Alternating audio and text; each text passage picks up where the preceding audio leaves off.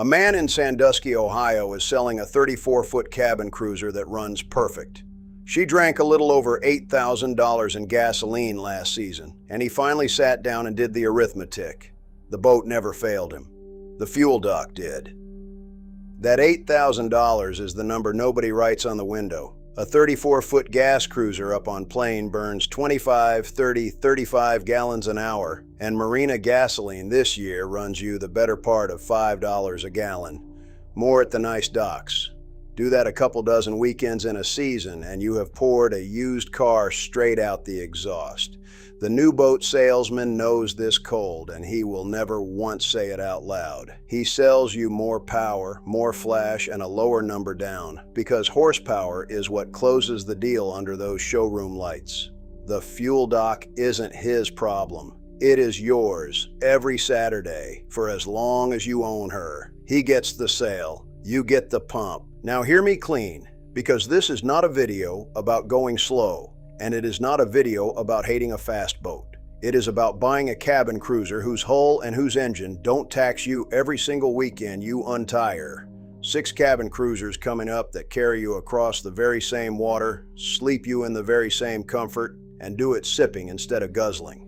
Stay to the end, because the last one crosses oceans on about what your neighbor's cruiser burns idling out of the marina. Here's what nobody explains under those showroom lights. Fuel burn isn't bad luck, and it isn't the brand. It is built into the shape of the hull and the iron bolted under the floor. A planing boat has to climb up on top of the water and stay there, and shoving a heavy hull up over its own bow wave takes roughly 3 times the power and 3 times the fuel of a hull that just pushes quietly through. Bolt in a pair of thirsty gasoline V8s to make that happen, and you have built a machine whose whole purpose is turning money into speed by the hour. A displacement or semi-displacement hull does the opposite. It quits fighting the water and settles down into it, 7, 8 knots, and a single diesel at that speed sips 1.5 gallons to 3 an hour. Same 34 feet, same 2 people aboard. One burns 30 gallons an hour, the other burns 2. In a spec sheet that looks like a rounding error. On the water, across a whole season, it is the difference between a boat you enjoy and a boat you dread fueling. And the diesel holds a card the gas boat never will, because a simple mechanical diesel run easy at trawler speed goes 12, 14,000 hours before it's tired, while a gas V8 worked hard is staring at a rebuild a long while sooner. Cheaper to feed and longer to live, let's count them down. We start at number 6,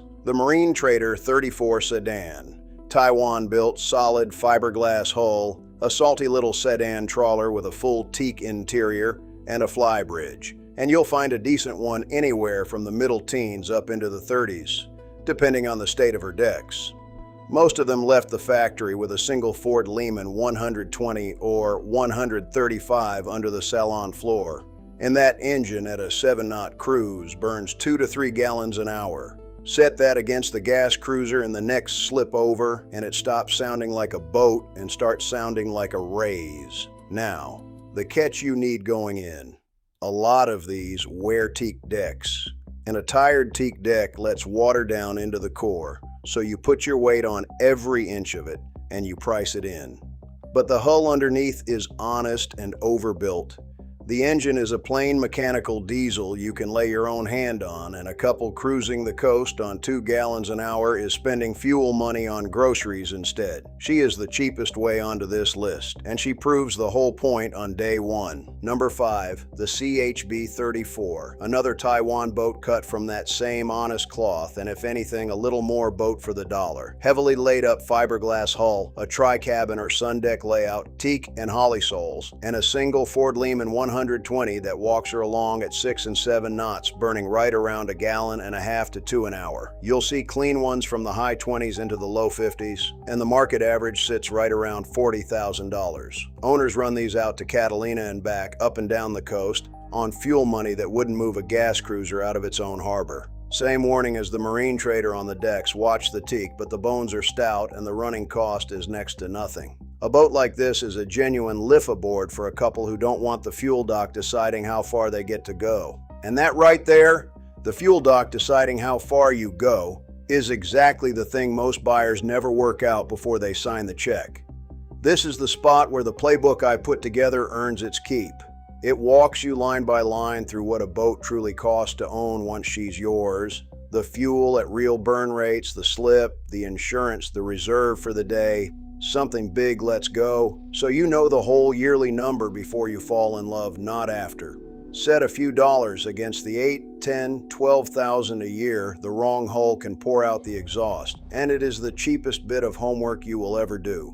The link's in the description, and there's a QR code on screen if you'd rather scan it. Work the numbers yourself, and every word I've said still holds. Number 4 steps up in class, the Cape Dory 28. This is a down east boat, lobster boat blood in every line, a semi-displacement hull with a full keel and a well-protected prop, and she is flat handsome sitting at the dock. Under her sits a single Volvo diesel, and at a 7.5 knot cruise, she burns about 2 gallons an hour.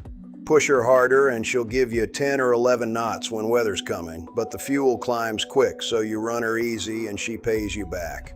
You'll see them from the high teens up towards 65,000 for a cherry one, with clean boats landing somewhere in the 30s. Only about 220 were ever built, so a good one takes patience to run down. And that's the honest catch here, not the boat, the hunt. But she is that rare cruiser that's a joy to look at, a joy to run, and costs you almost nothing to feed. If the numbers on these first 3 have been worth something to you, do me the one favor that keeps this channel running. Tap the like button and subscribe if you haven't yet. It's free, it takes a second, and it puts the next one of these straight in front of you. That's the whole ask, and we'll get right back to it. Now let me be fair to the gas boat for a minute, because I'd be lying to you if I painted every gas cruiser as the villain here. The engine is not the sin. The mismatch is. Take that same $8,000 a season gas cruiser and run her off plane, down at 7 knots, and even she'll settle to 4 or 5 gallons an hour because at displacement speed she has quit fighting the water too. And the man who genuinely wants to run 25 knots out to the islands and back before lunch, who has looked that fuel bill dead in the eye and decided the speed is worth every dollar of it, that man bought exactly the right boat. There's no shame in speed you actually use. The shame is paying for speed you never once touch.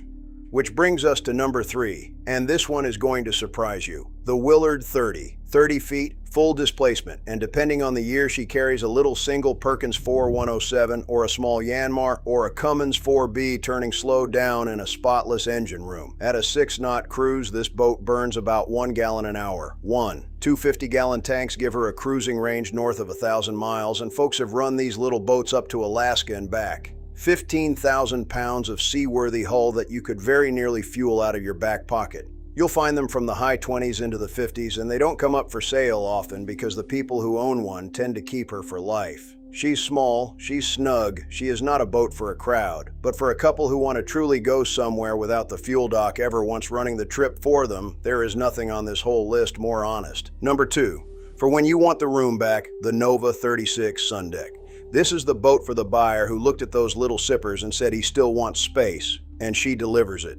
2 staterooms, 2 heads, a big open salon, and a whole sun deck up top for the family. Solid fiberglass hull, semi-displacement, and with a single Lehman diesel, she'll hold 9 and 10 knots without any drama on a fraction of what a same-size gas cruiser drinks to do the very same thing. Clean ones run from the 50s into the 70s. Here's the part that lands. She photographs like a proper motor yacht, the exact kind of boat the salesman would happily sell you with a pair of gas V8s and a payment plan, except this one already made the smart choice down under the floor. All of the boat and none of the fuel bill. And number 1, the one I'd steer my own family toward, the Monk 36. Ed Monk drew this hull and they built hundreds of them, and there is a reason you see them running every stretch of the Great Loop. Solid glass hull, cord superstructure, a gorgeous teak interior, single screw, and depending on the year, a Ford Lehman 120 or 135, or a Cummins turning easy. At a 7-knot cruise, she burns right around 3 gallons an hour out of a 200-gallon tank, which is somewhere near 600 miles between fill-ups. A clean one runs you in the 70s to the 90s, on up past 150,000 for the best late boats. This is a boat you could take just about anywhere the water is deep enough, in real comfort. and never once flinch walking up to the fuel dock. And because half the country runs the loop in one, the parts are on a shelf, any diesel mechanic knows the Lehman cold, and there's always a next buyer waiting, which is money in your pocket the day you decide to sell. That is not a cruiser that gave up something to get here. It is a cruiser that never agreed to pay the tax in the first place. What would I buy with my own money? 2 of these, honestly, depending on the wallet that week. If I had it, the Monk 36, every single time, because she does everything a big flashy cruiser does, and the fuel dock never gets a vote. And if I were watching the dollars close, I'd hunt down a clean CHB 34 with dry decks and a well-kept Lehman and never look back. Because $40,000 there buys you a real cruising boat that costs pocket change to run. The Willard is the one I'd take if I wanted to disappear up the coast for a month and tell nobody. Any one of the 3. The water's the same, the sunsets are the same, and your bank account is still standing come fall. The next time a salesman walks you toward all that horsepower, remember he's handing you the fuel bill right along with it, and only one of the 2 ever shows up on the sticker. Do the burn math before you ever fall for the paint, because the prettiest boat on the dock and the cheapest one to own are almost never the same hull.